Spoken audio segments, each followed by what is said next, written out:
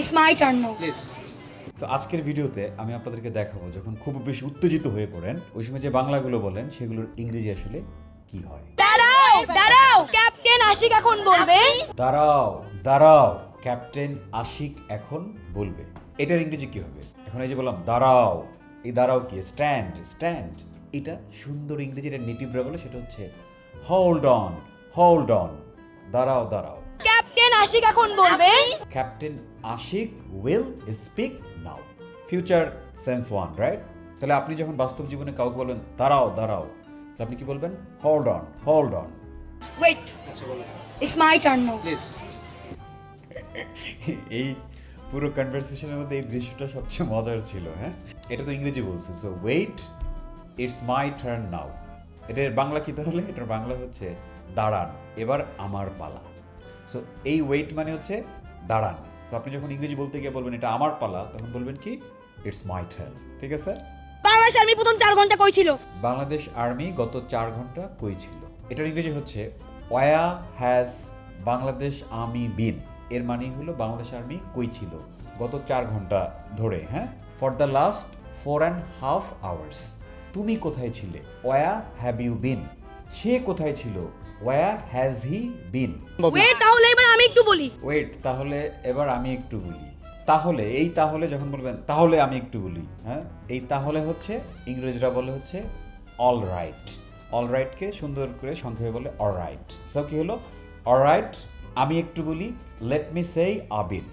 আ bit মানে কিছু। So alright, let me say a bit. ঠিক আছে, আমি একটু বলি। ওকে? না, এটা কোরিয়ান না। না, এটা কোরিয়ান না।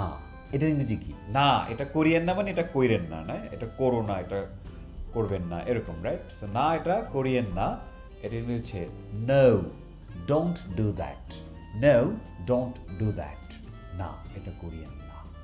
গেল গেল গেল।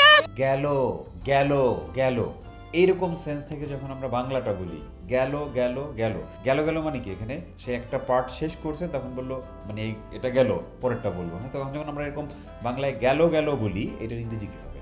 ডান ডান ডান। হ্যাঁ, সো এই ডান মানে হচ্ছে এখানে গেল মানে হচ্ছে শেষ, ওইটা শেষ।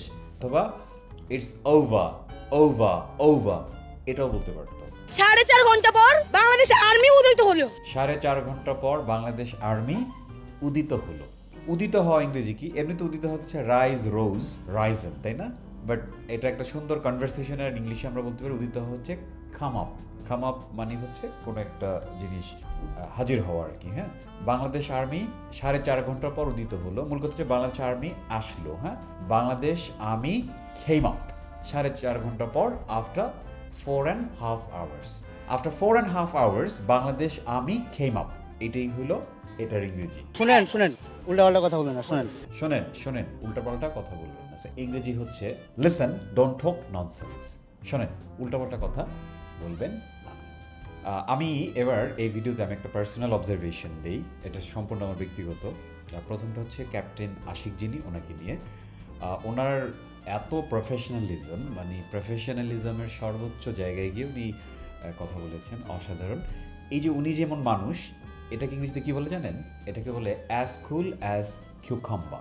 কিউকাম্বা আমরা জানি শশা, রাইট? তার মানে কি শশার মতো ঠান্ডা? শশার মতো ঠান্ডা এরকম না। বিষয়টা হচ্ছে যখন কোনো একজন মানুষ খুব বেশি শান্ত প্রকৃতির হয়, সিচুয়েশন বুঝে ঠুঝে এই যে ওনার মতো করে কি করে বিহেভ করে, সেটাকে আমরা বলি অ্যাজ কুল অ্যাজ কিউকাম্বা। আমরা বলতে পারি mister captain Ashiq is as cool as কিউকাম্বা।